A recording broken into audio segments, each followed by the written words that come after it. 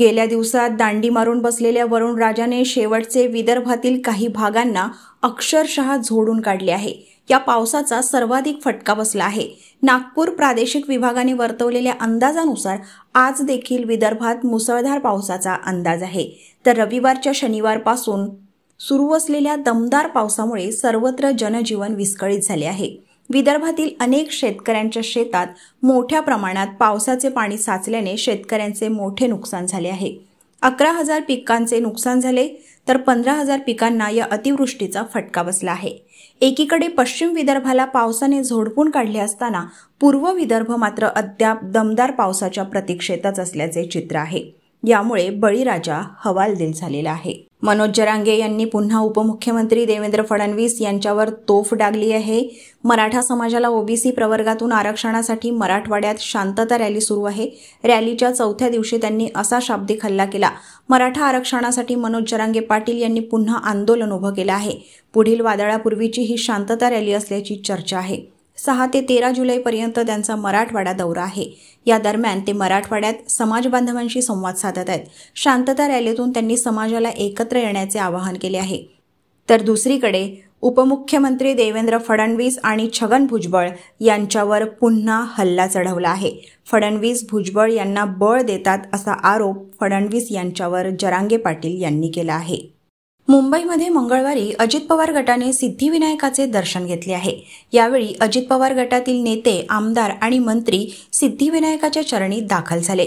यानंतर आता अजित पवार गटाकडून विधानसभेचे रणशिंग फुंकले जाणार आहे। येत्या 14 जुलै रोजी बारामतीमध्ये सभा होणार आहे। महाराष्ट्रातील अनेक भागात मुसळधार पाऊस कोसळत आहे। सोमवारी तर मुंबई पावसाने तुंबली होती। त्यातच मुंबईत मंगळवारीही मुसळधार पावसाचा रेड अलर्ट जारी करण्यात आला आहे। यंदाची आषाढी वारी विक्रमी होणार असल्याने पोलीस यंत्रणा सज्ज आहे।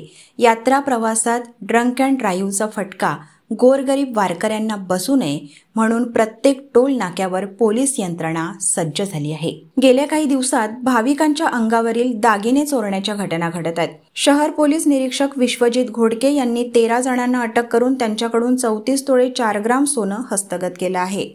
पुण्यातील रांजणगाव सांडस येथे धक्कादायक घटना घडली आहे। पत्नीच्या मृत्यूमुळे शोकविवल झालेल्या पतीने पोलिसात जाऊन फिर्याद दाखल केली। पोलिसांनी लागलीच तपासही सुरू केला। मात्र तपासात अतिशय धक्कादायक माहिती समोर आली आहे। ज्या पतीने खुनाची फिर्याद नोंदवली तोच खरा खुनी असल्याचे तपासात समोर आल्याने पोलिसांनाही मोठा धक्का बसला।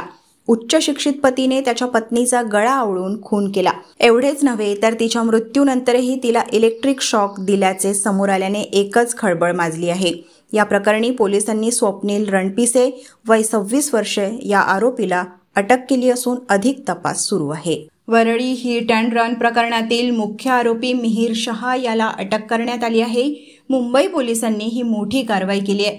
मुंबई पोलिसांनी आरोपी मिहिर शहा याला मुंबईतून अटक केली आहे। आरोपी मिहिर शहा अपघातानंतर फरार झाला होता। तेव्हापासून तो बेपत्ता होता, पण पोलिसांनी अखेर मिहिर शहा याला अटक केली। पोलिसांनी त्याच्यासह 12 जणांना अटक केली आहे। या 12 जणांना शहापूर येथून अटक करण्यात आली आहे। या 12 जणांमध्ये मिहिर शहा याची आई आणि बहिणीचा देखील समावेश आहे। या 12 जणांनी वेगवेगळ्या ठिकाणी वेगवेगळ्या माध्यमातून मिहिर शहा याला पळून जाण्यासाठी मदत केल्याची माहिती समोर येत आहे। दरम्यान मुंबई पोलिसांनी मिहिर शहा याचे वडील राजेश शहा याला ताब्यात घेतलं होतं, पण कोर्टाकडून त्यांना आज जामीन मंजूर झाला। यानंतर आता पोलिसांनी मिहिर शहा याला अटक केल्याची बातमी समोर येत आहे। विधानसभा निवडणूक अवघ्या काही महिन्यांवर आहे। अशात राज्याच्या राजकारणात मोठे बदल होताना दिसत आहे। राष्ट्रवादी पक्षात मोठ्या घडामोडी घडत आहेत।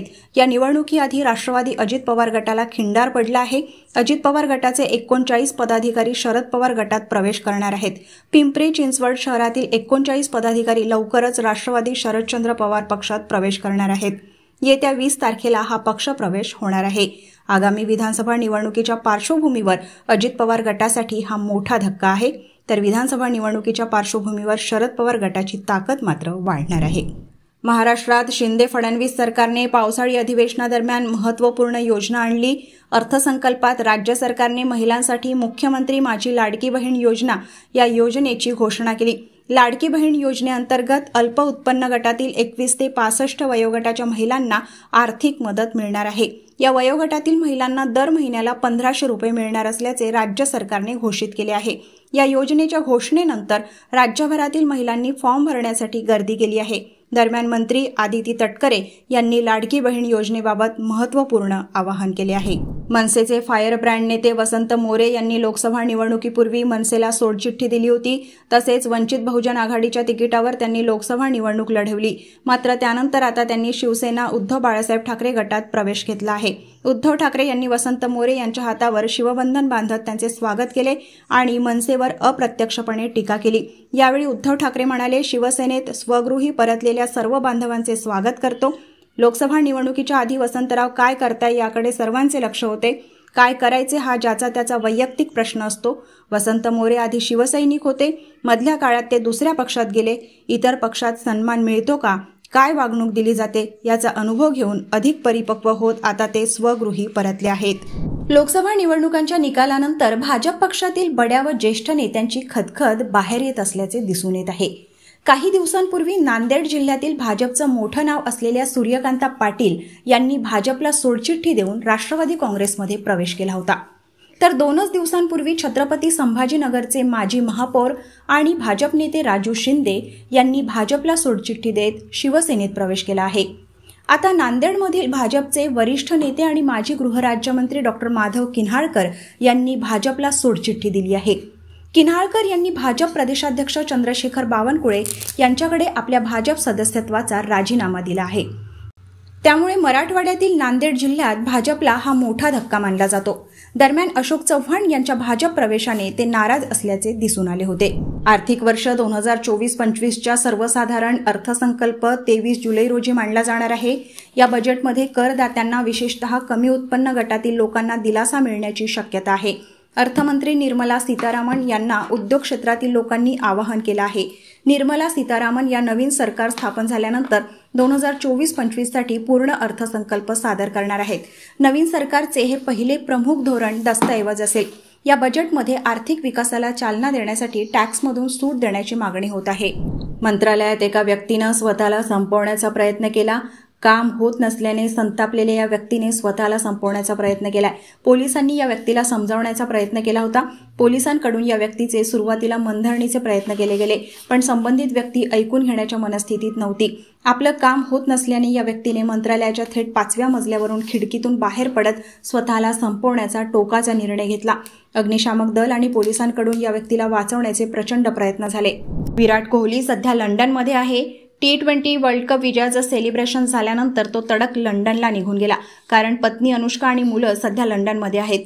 इथे भारतात विराटच्या रेस्टॉरंट विरोधात FIR नोंदवण्यात आली आहे। हे प्रकरण बंगळुरूमधील विराट कोहलीच्या 1-8 कम्युन रेस्टॉरंटशी संबंधित आहे। बंगळुरू पोलिसांनी हा FIR नोंदवला आहे। पोलिसांनी कारवाई का केली हा प्रश्न आहे। बंगळुरू पोलिसांनी MG रोडवरील रेस्टॉरंट विरोधात FIR का नोंदवला याचा संबंध रात्री उशिरा सुरू असलेल्या एका गोष्टीशी आहे। त्यामुळे नाईलाजाने पोलिसांनी कारवाईचं पाऊल उचलावं लागलं। शहराच्या DCP सेंट्रलने विराट कोहलीच्या बंगळुरू येथील रेस्टॉरंट विरोधात कारवाई केल्याची माहिती आहे।